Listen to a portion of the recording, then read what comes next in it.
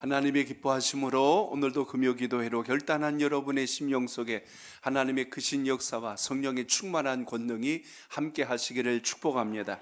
말씀의 제목 같이 나눕니다. 어디로 가시나이까? 어디로 가시나이까? 아멘. 오늘은 여러분과 같이 올 한 해를 달려오신 여러분의 발걸음이 주님께서 기뻐하시는 곳으로 향하였는지 아니면 내가 원하는 곳으로 향하였는지 다시 주의 말씀을 통하여 오늘 여러분이 익히 잘 알고 계신 내가 곧 길이요 진리요 생명이라 하신 예수님의 말씀을 따라 생명의 길로 여러분의 발걸음이 아름답게 세워지고 옮겨지는 놀라운 역사가 있기를 주 이름으로 축복합니다.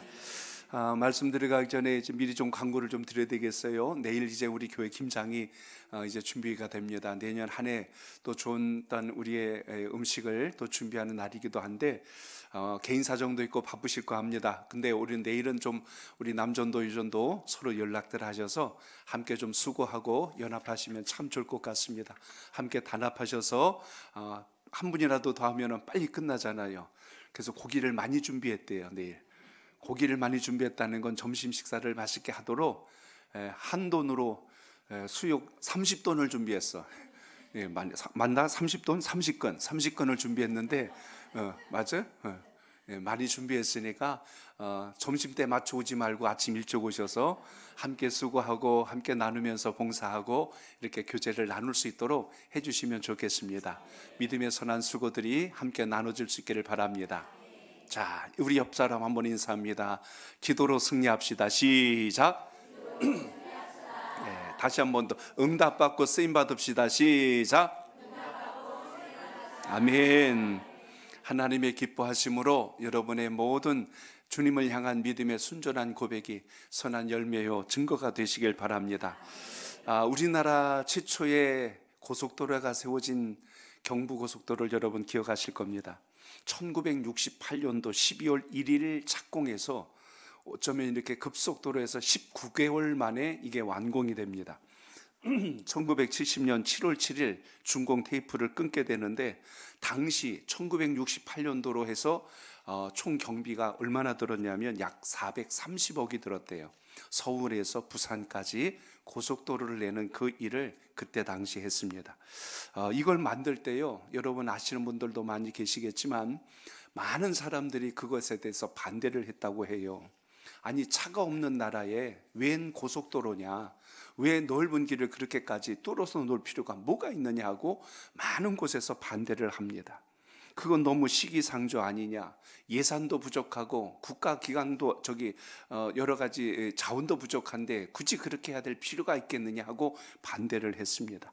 심지어 여러 가지 그건 너무 정치적으로 보여주려고 하는 그런 정치쇼 아니냐, 또 너무 그것은 과시용으로 하려고 하는 거 아니냐, 이런 이야기를 수도 없이 듣다 보니까 그럼에도 불구하고 당시에 박정희 대통령은 그런 모든 것을 거두절미하고 뚝심 있게 이것을 끝까지 밀어붙여서 19개월 만에 완공하게 됩니다.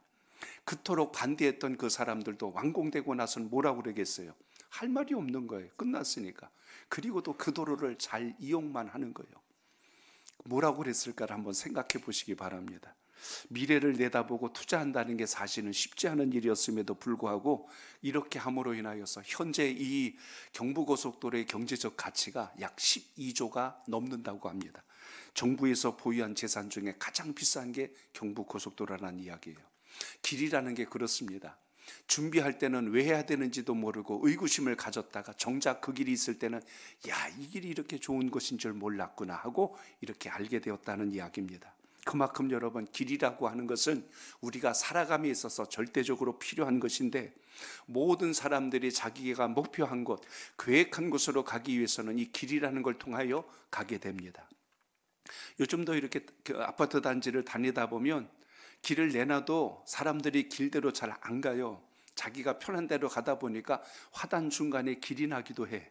가끔은 이렇게 돼요. 우리는 원칙보다는 편리성을 우선하다 보니까 이렇게 해서 한두 사람이 지나가다 보니까 나중에 거기서 길이 나는 경우도 있는 것을 보게 됩니다. 오늘 말씀에 예수님이 말씀하실 때요, 내가 곧 길이요라고 이렇게 말씀한 이 장면부터 참 예사롭지 않다는 것을 보게 됩니다. 왜 길이라고 하셨을까? 여러분, 어디로 가느냐보다 정말 중요한 것은 무엇을 따라가느냐가 참 중요합니다. 다 자기 좋은 곳으로 가긴 하지만 그 길이 옳은지 그른지 모르고 가면 나중엔 엉뚱한 곳에 가서 내가 도착할 수 있다는 것입니다. 어떤 사람은 지식을 쫓아가고, 어떤 사람은 성공을 쫓아갑니다. 어떤 사람은 명예를, 어떤 사람은 쾌락을 쫓아가요. 그런데 수많은 길이 있지만 가야 할 방향을 잃어버리면 아무리 열심히 달려도 목적지가 달라질 수 있다는 것입니다. 내가 볼 땐 이게 행복의 길 같지만 주님께서 기뻐하시는 길로 가지 않으면 마지막에 우리의 종착점은 달라질 수 있다는 것을 보게 됩니다. 그래서 오늘 14장 오늘 요한복음 말씀에 보면 길을 잃은 제자들에게 오늘 예수님께서 위로하시는 말씀으로 14장이 시작되고 있습니다. 예수님의 이제 공생의 사역 가운데 마지막 밤을 맞고 있습니다. 이제 곧 십자가 사건이 기다리고 있고 예수님의 죽음이 눈앞에 기다리고 있는 그 시점에 예수님은 제자들에게 마지막으로 당부하는 내용이 이제 오늘 이 13장에서 소개된 후에 14장으로 연결이 됩니다. 만찬 직후에 제자들에게 예수님께서 고별 설교를 하시는 거예요. 이제 내가 너희를 떠나야 하겠다 하고 주님이 말씀하시는 거예요. 이제 내가 곧 십자가의 큰 고난과 죽음이 기다리고 있다고 예수님께서 말씀하시는 거예요. 여러분 한번 생각해 보세요. 철석같이 주님을 믿고 따랐던 12명의 제자들이 이제 너희들랑 나랑 헤어질 시간이 되었다. 그동안 주님 한 분만 바라보고 왔었고 주님께서 뭔가 큰 역사를 이룰 줄 알았는데 예수님께서 이제 죽으신다는 말씀을 하자 제자들의 마음속에 두려움이 밀려오기 시작합니다. 이제 우리 보고 어떡하라는 겁니까? 하고 제자들이 두려워 떨게 되자 오늘 예수님께서 그들을 향해서 하셨던 말씀 가운데 내가 가는 곳에 너희는 따라올 수가 없느니라 하고 이제 너희와 내가 더 이상 함께 할 수 없다는 선을 긋는 말씀을 하시지요. 주님을 단순히 스승으로만 따른 것이 아니라 모든 소망과 삶을 걸었던 제자들입니다. 그런데 그들의 마음속에는 자신들의 미래가 예수님께 있었고 자신들의 안전을 주님께서 붙드시고 있다는 걸 확신했고 주님을 따르는 것이 우리의 본질이다라고 생각을 했는데 이제는 그만하고 주님께서 끊어버리시니까 그들이 가졌던 모든 게 단절돼 버렸어요. 마음속에 두려움이 옵니다. 마음속에 어둠이 드리워지고 그리고 그 마음속에 불안감이 더욱더 엄습해지기 시작합니다. 그들의 마음에 불안, 근심, 걱정이 들어오게 되자 오늘 예수님은 제자들에게 이제 오늘 14장에서 이렇게 그들을 위로하기 시작합니다. 자, 여러분 오늘 1절을 먼저 읽어볼까요? 1절 시작. 너희는 마음에 근심하지 말라. 하나님을 믿으니 또 나를 믿으라. 아멘. 아멘. 너희는 마음에 근심하지 말라. 하나님을 믿으니 또 나를 믿으라라고 그랬어요. 예수님이 하신 말씀은 인생의 길을 잃고 있는 수많은 사람들에게 주신 메시지가 오늘 본문 속에 있습니다. 너희들 근심하지 말고 대신 그 근심의 자리에다 믿음을 넣어라. 너희들 불안해하지 말고 그 불안해하는 마음속에 나의 약속의 소망을 담아라. 너희들 그렇게 방황하지 말고 방향을 나를 향해서 정확히 온전하게 세워라. 결국 오늘 여러분 근심 대신 믿음을 가지라고 했고 그들이 불안해하는 마음을 소망으로 바꾸라고 했고 이제는 방황하지 말고 방향을 제대로 잡으라고 예수님이 하시는 말씀이 오늘 14장에 담긴 것입니다. 그래서 예수님 하신 말씀이 내가 곧 길이요 그리고 진리요 생명이라고 오늘 말씀하셨어요. 자, 저를 따라합니다. 근심하지 말아야 합니다. 근심하지 말아야 합니다. 오늘 1절의 시작은 너희는 마음에 근심하지 말라고 했어요. 제자들이 지금 혼란스러운 겁니다. 예수님이 십자가를 향하여 마지막 이제 인류의 구원을 위하여 대속 사역을 위해서 떠나는 자리였기 때문에 제자들에게 너희들은 더 이상 내가 가는 길을 따라올 수 없다고 선언하십니다. 스승을 잃은 것도 큰 염려지만 이제 자신들이 어떻게 살아가야 할지에 대한 걱정이 더 커졌다는 사실입니다. 오늘 여기 근심이라는 단어, 인생을 사는 사람들 중에 근심이 없어요 하는 사람은 없어요. 그런데 근심에 눌리는 사람, 그리고 근심 위에 하나님의 뜻을 붙드는 사람, 여기서 차이가 날 뿐입니다. 근심의 근본은 어디서 오냐면 마음이 흔들린다는 뜻입니다. 동요하다. 또 하나는 혼란에 빠지다. 그게 근심이에요. 그리고 흔들린다. 그게 근심입니다. 마음이 흔들리고 혼란에 빠지는 일이 근심인데 왜 이런 일이 생길까? 단순히 걱정 수준을 넘어서 우리 삶의 기반이 흔들리고 무너지게 되면 앞으로 나가려고 하는 모든 의욕과 그리고 방향을 상실하게 됩니다. 근심의 원인에 대해서 몇 가지 살펴봅니다. 제자들을 보면 알 수가 있는 거예요. 제자들이 왜 근심했어요? 이제 스승처럼 따랐던 예수님이 함께 할 수 없다는 말씀 때문에 이들이 근심합니다. 우리에게 상실감이 찾아올 때 근심이 돼요.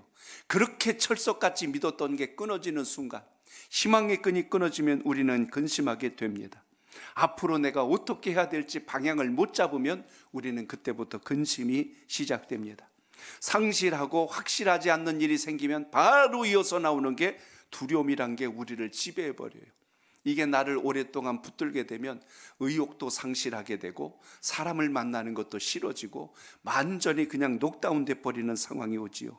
그래서 오늘 예수님은 제자들에게 근심하지 말라 하시면서 믿음의 길을 제시해 주셨습니다. 그 방법이 뭐냐면 하나님을 믿으니 또 누굴 믿어라? 나를 믿으라. 아, 그렇구나. 우리는 근심할 자가 아니라 믿는 자로구나.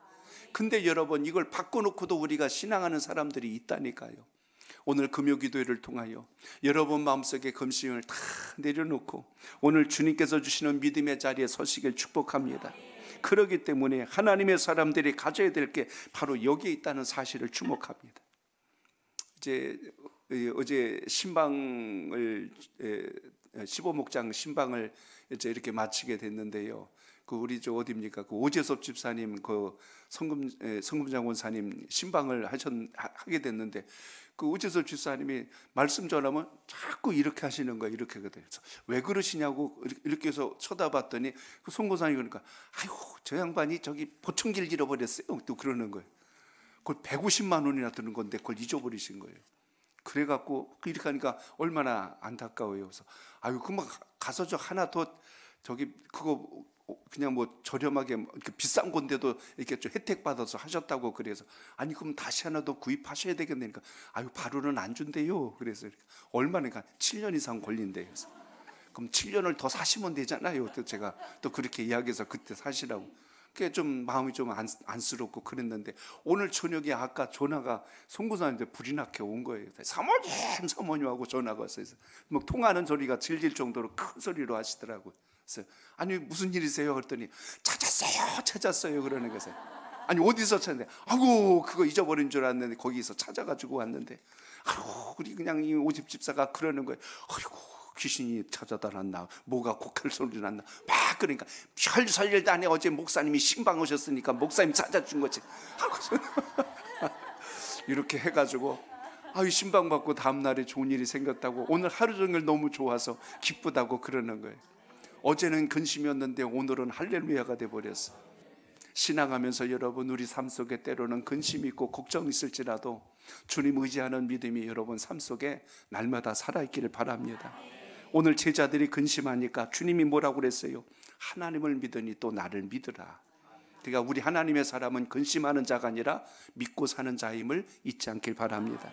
그렇기 때문에 이 말씀이 단순한 위로가 아니라 우리가 무엇을 향해서 가야 하는지를 정확하게 언급해 준 말씀이 여기 있는 것을 봅니다. 그렇기 때문에 오늘 예수님께서 하신 말씀은 하나님의 실체로 오신 예수 그리스도 되심을 오늘 이 장면에서 우리가 볼 수 있습니다. 너희가 하나님을 믿는 것처럼 이제 나를 믿으라. 보이지 않는 하나님을 보이는 하나님으로 이 땅에 오신 분이 예수 그리스도 우리 주님이시기 때문에 너희들의 마음속에 이것이 있기를 원한다. 주님은 제자들에게 이렇게 당부하시는 거예요. 또 하나가 있다면 너희가 이미 하나님을 믿고 있으니 계속해서 나를 따르고 믿는 것이 옳으니라. 오늘 이것을 강조해주고 있는 것입니다.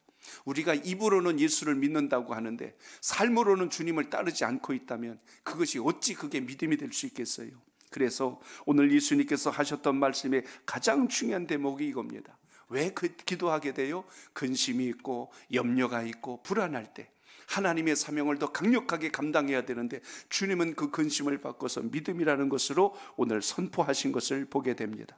그러므로 근심은 우리가 통제할 수 없는 세상의 현실에 눌릴 때 일어나는 현상이 근심입니다. 그러나 예수님을 향한 믿음이 우리를 붙들고 있다는 게 확신이 될 때 우리가 거기서부터 믿음이 시작된다는 것을 오늘 믿고 기도하시길 바랍니다. 그러니까 우리는 걱정하는 자가 아니라 뭐 하는 사람이요? 기도하는 사람이다. 그래서 기도를 통하여 주님을 깊고 뜨겁게 만나는 시간이 되시길 바랍니다. 그래서 주님이 이렇게 강조하신 이유가 뭐예요? 내 현실을 보면 근심할 수밖에 없지만 주님을 바라보면 우리에게 용기가 생기고 희망이 생기고 담력이 생긴다는 사실입니다. 주님 말씀을 제가 바꿔 표현해 볼게요. 너희 상황을 보지 말고 나를 바라봐라. 너의 발을 의지하지 말고 나의 손을 붙잡아라. 이렇게 여러분 주님이 강조하신 것처럼 오늘 금요 기도회를 통하여 여러분의 믿음이 어제와 같이 과거와 같이 눌려 앉아 있거나 정체되어 있는 신앙이 되지 말고 좀 새로운 변화와 믿음의 도약을 통해서 주님을 뜨겁게 만나는 역사가 있기를 바랍니다. 믿음은 근심을 이기는 길이라는 걸 잊지 않길 바랍니다. 따라합니다. 믿음은 근심을 이기는 길입니다. 근심을 이기는 길입니다. 예수님께서 가르쳐 주신 방법이에요. 주님을 바라볼 때 우리가 방향을 잃지 않을 수 있다. 오늘 그 마음 가지고 기도하는 역사가 있기를 바랍니다. 또 하나는 이유를 말씀해 준 게 2절에 나온 말씀이에요. 자, 2절도 같이 읽어보겠습니다. 2절 시작. 내 아버지 집에 거할 곳이 많도다. 그렇지 않으면 너희에게 일렀으리라. 내가 너희를 위하여 거처를 예비하러 가노니. 아멘. 저를 따라합니다. 아버지 집에 거할 곳이 많습니다. 거할 곳이 많습니다. 주님께서 길을 보여주신 목적이 뭐냐면 아버지 집에 거할 곳이 많대요. 참 여러분, 이 땅에 내 집 없다 할지라도 하나님 나라에는 우리를 위하여 집이 거처가 예비되어 있다는 사실을 기억하시기 바랍니다. 예수님은 지금 제자들에게 이렇게 말씀한 거예요. 내가 너희를 위하여 거처를 예비하러 가노라 돼 있어요. 거처란 말의 원뜻을 보면 영원히 머무는 집이에요. 잠시 이 땅에서 살다가 무슨 여관처럼 호텔처럼 잠깐 머무는 곳이 아니라 영원토록 내가 머물 곳을 거처라고 오늘 표현합니다. 내 아버지 집엔 거할 곳이 많도다. 이 땅에는 수없이 집을 지어대는 것 같은데 내 집이 없어. 영원히 누릴 것 같은데 또 옮겨야 돼. 근데 하나님 나라의 집은 영원한 집이라 옮길 필요도 없고 영원한 안식을 주는 초소임을 잊지 않길 바랍니다. 그러므로 예수님은 지금 단지 하늘의 어떤 특별한 공간을 말씀한 것이 아니라 하나님과 우리가 영원한 교제의 자리에 있어야 함을 여기서 기억하시길 바랍니다. 창세기 3장에 보시면 아담과 하와가 선악과를 먹기 전에 에덴 동산에서 하나님과 함께 거닐었다라는 말씀이 나와요. 함께 거닌다는 거 바꿔 표현하면 동행하고 있었어요. 하나님과 늘 교제하며 마음을 나누고 있을 때는 근심, 걱정, 염려, 불안 하나도 없었어요. 그런데 그 교제가 끊어지니까 우리에게 두려움, 고통, 질병, 말할 것도 없는 수많은 어려움들이 밀려오는 걸 보게 되죠. 그래서 여러분, 우리 신앙과 믿음의 회복이 어디에서 있어야 돼요? 예수님께서 우리에게 보여주신 그 길을 올곧게 따라갈 수 있는 은혜가 있기를 바랍니다. 신앙의 목적지가 어디가 되어야 할 것인가를 생각해 보십시오. 편안한 삶인가? 세상에서의 안정인가? 그런데 오늘 주님께서 하신 말씀을 보면 그런 차원을 뛰어넘고 있음을 보게 됩니다. 내가 다시 와서 너희를 내게로 영접하여 나 있는 곳에 너희도 있게 하리라. 우리가 이 땅에서만의 끝이 아니라 영원한 본향 하나님 나라 안에서 우리가 거할 것, 그곳은 예수님이 계신 곳일 뿐만 아니라 하나님이 우리를 만나주시는 곳이라고 했고 우리의 영원한 본향이 된다고 하나님 말씀은 우리에게 선포합니다. 내가 어디로 가든지 그 길을 너희가 이제 알게 될 것이다. 지금은 너희가 모르지만 그때가 되면 너희도 알 것이다 라고 오늘 말씀합니다. 그러니까 우리는 모르는 길을 가는 게 아니라 주님께서 이미 예비해 놓으신 그 길을 가고 있다는 사실을 믿고 오늘도 소망 중에 기도하시길 바랍니다. 예수님의 제자 중에 도마가 솔직하게 예수님께 질문했어요. 주여, 주께서 어디로 가시는지 우리가 지금 도대체 알 수가 없거늘 그 길을 우리가 어떻게 알겠습니까? 자꾸 지금 도마는 질문하는 거예요. 그런데 우리도 똑같이 그래요. 주님, 저는 그 길이 어딘지 잘 모르겠습니다. 예수님을 믿기는 하겠지만 어느 방향인지 우리가 정확히 잘 모르겠습니다.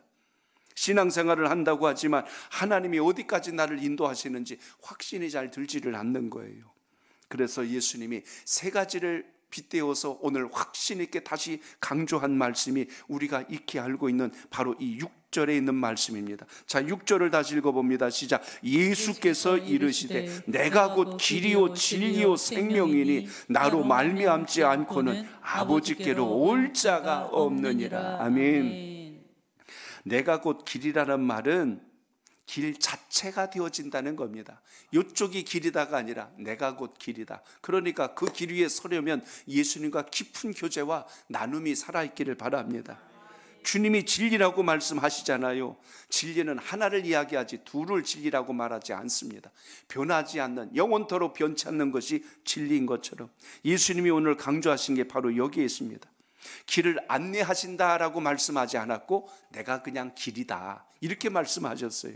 그러니까 길을 이루신 분이, 길 자체가 되신 분이 예수님이라고 선언한 것처럼 우리가 바로 다시 주님을 향하여 오늘 기도하고 간구할 때, 여러분이 지금 불안해하고 걱정하고 눌려있는 권세들이 풀어지고 해결되는 놀라운 역사가 시작됨을 믿고 기도하시길 바랍니다. 그래서 그 길은 어떤 것입니까? 저를 따라합니다. 그 길은 오직 하나뿐입니다. 오직 하나뿐입니다. 바로 말미암지 않고는 아버지께로 올 자가 없느니라. 이 말의 의미는 주님이 아니고서는 결코 하나님의 약속된 나라로 갈 수 없다는 것을 오늘 선언한 것을 보게 됩니다. 오늘 이 시대가요, 종교다원주의라고 해서 포용주의로 살아요. 포스트 모더니즘으로 해서 모든 것에 다 구원이 있다고 말하는 사람들이, 범신론적 신앙을 가진 사람들이 많이 있다는 이야기입니다. 예수님은 그렇게 말씀하신 적이 한 번도 없어요. 내가 하나의 길이 될 수도 있다 그렇게 말씀하지 않으셨어요. 수많은 길 중에 내가 하나란다 그렇게 말씀하신 적도 없습니다. 오로지 오늘 예수님께서 하신 말씀은 이방 종교에서 말하고 있는 구원의 수많은 길 중에 하나란 뜻이 아니라, 불교 같은 경우는 여러분 수행을 거쳐서 자기의 참선을 통하여 어떤 극락에 이른다는 그런 논리를 이야기해요. 이슬람에서는 율법을 지켜야 구원이 완성된다고 이야기해요. 힌두교는 명상을 통해서 구원이 완성된다고 이야기해요. 우리는 도덕적으로 또 선해야지 좋은 곳에 간다고 이야기해요. 그러나 여러분, 하나님 말씀은 그렇게 말씀하지 않았어요. 오로지 예수 그리스도로 말미암지 않고는 아버지께로 올 자가 없느니라. 그렇기 때문에 오직 예수 그리스도를 통하여서 죄사함과 구원의 놀라운 역사가 시작됨을 잊지 마시고 이 믿음을 가지고 주를 따르는 여러분의 신앙이 꼭 되시길 바랍니다.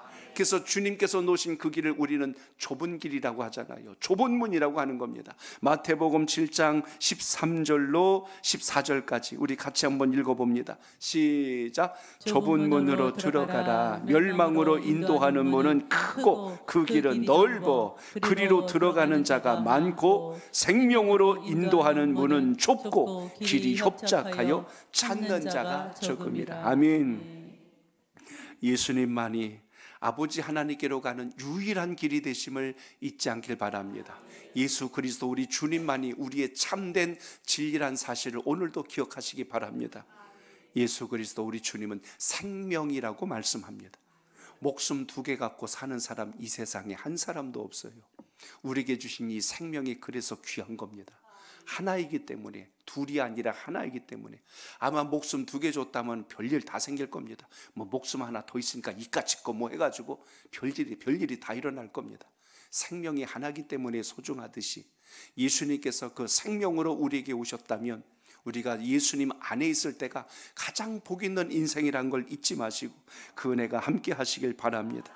그러므로 이제 예수 그리스도가 길이 되신다면 우리가 어떻게 신앙하는 것이 옳으냐? 예수님을 우리의 인생길에 안내자로 따를 수 있는 지혜가 있길 바랍니다. 주님만이 나의 온전한 길의 안내자가 될 줄로 믿습니다. 운전을 하시는 분들은 내비게이션을 통하여 길을 잘 찾아갈 수 있는 시대가 되었어요. 우리의 인생도 나침반이 되시고 지도가 되어주시고 길의 방향이 되어주신 예수 그리스도, 주님을 따르는 것이 왜 중요할까요? 오늘 말씀 속에도 봅니다. 주여 이 길이 주님의 뜻입니까? 하고 우리는 수도 없이 물을 때가 많습니다. 시편에 보면 주의 말씀을 이렇게 이야기했어요. 시편 119편 105절 같이 읽습니다. 시작. 주의 말씀은 내 발의 등이요 내 길의 빛이니이다. 아멘. 등과 빛의 공통점은 어둠을 밝힌다는 뜻을 가지고 있어요. 내 인생이 깜깜하고 길이 보이지 않을 때 주의 말씀을 붙들면 그것이 내 인생의 길잡이가 되고 우리가 가야 할 방향을 보여주신다는 것 잊지 않길 바랍니다. 말씀이 없이 방향을 정하게 되면 마치 광야와 똑같은 길을 걸어갑니다. 우리의 신앙이 예수 그리스도 안에 있을 때가 생명길이 됨을 잊지 않길 바랍니다. 이스라엘 백성들이 광야를 지나갔어요. 그 광야는 길이 없는 곳이고 물이 없는 곳입니다. 그런데 그들이 안전하게 갈 수 있는 이유는 딱 하나예요. 그곳에 하나님의 말씀이 있었기 때문에 그들은 광야를 지나갈 수 있었다는 사실입니다. 인생길을 살아갈 때 오늘 이 예배를 통하여 또 한번 결단하세요. 나는 주의 말씀, 주의 뜻을 온전히 붙들고 가는 인생인가? 그렇기 때문에 예수님을 여러분 인생의 동행자로 꼭 함께 하시기를 축복합니다. 주님께서 우리를 버려두지 아니하시겠다고 하신 말씀이 있어요. 요한복음 14장 우리 18절 우리 같이 읽어볼까요? 시작. 내가 너희를 고아와 같이 버려두지 아니하고 너희에게로 오리라. 아멘. 우리를 버려두지 아니하신대요. 보호자가 되시고 안내자가 되시고 우리를 책임져 주시는 예수 그리스도. 그래서 우리가 광야를 지날 때도 두려울 필요가 없는 것이고 어두운 길을 걸을지라도 염려하지 않을 이유가 여기에 있음을 잊지 말고, 마태복음 마지막 끝자락에 보면 예수님께서 제자들에게 그렇게 말씀하잖아요. 내가 세상 끝날까지 너희와 항상 함께 있느니라. 아멘. 주님께서는 마지막 때까지 우리와 늘 동행하시고 함께 하시는 분임을 믿고 여러분의 인생의 진정한 동행이 주님과 함께 하시길 축복합니다. 그러므로 이제 예수님을 여러분의 인생길의 목적지로 꼭 삼으시길 바랍니다. 내 행복을 위해서 내 욕심을 따라가는 길이 진짜 길이 아니라 주님께서 보여주신 그 길, 그 끝에는 우리에게 축복과 은혜와 평강이 기다리고 있음을 잊지 않길 바랍니다. 인생은 무엇을 바라보고 가느냐가 그래서 중요한 거예요. 여러분이 오늘 엎드린 이 기도의 자리는 내 인생을 역전할 기회가 된다는 걸 믿고 기도하시길 바랍니다. 가장 좋은 것을 주시는 우리 주님, 그래서 우리의 발이 불안한 곳에 서 있을지라도 주님을 바라보고 있다면 주님은 반드시 우리에게 가장 좋은 길로 이끄시는 분이라는 확신을 갖고 승리하는 기도가 있기를 바랍니다.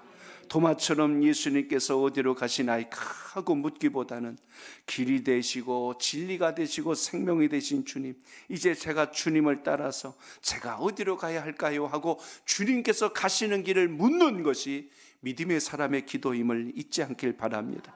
믿음으로 순종하시길 바랍니다. 빛의 자녀로 살아가세요. 어둠의 자녀처럼 혼자 낙심하고 절망하고 쓰러져 있지 말고 우리에게 생명의 빛이 임하였으니 이제 빛의 자녀답게 우리가 가야 할 방향은 우리에게 거처를 예비하신, 바로 그 거처는 우리에게 영원한 집이 되신 하나님의 나라 본향을 향해서 믿음으로 신앙하는 역사가 있기를 축복합니다. 그분이 주님께서 우리에게 길이 되시기 때문에 우리는 그 안에서 걷는 모든 걸음은 결코 실족하지 않는다는 걸 잊지 않길 바랍니다. 인생을 살아가며 주님과 동행하는 게 왜 중요한가를 우리는 이 말씀에서 기억하셔야 합니다. 오늘 다시 한 번 더 이 말씀 강력하게 부여잡고 여러분의 삶 속에 건지시는 예수 그리스도로 인하여서 승리하는 역사가 날마다 넘치기를 주의 이름으로 축복합니다. 이제 11월의 마지막 주가 끝납니다. 이제 12월은 주님의 오심을 기다리는 강림절을 맞게 돼요. 이제 주님이 그냥 달력이 바뀌어서 오시는 게 아니라 여러분의 마음속에 생명과 진리와 그리고 참된 길이 되어주셔서 여러분의 길을 열어주신다면 오늘 그 주님과 함께 오늘 이 시간 여러분 마음을 걱정하게 하는 것, 두려워지게 하는 것, 낙심하게 하는 것을 모두 떨쳐버리시고 믿음으로 담대함을 가져 승리하는 여러분의 간구가 살아있는 복된 기도가 있기를 주의 이름으로 축복합니다.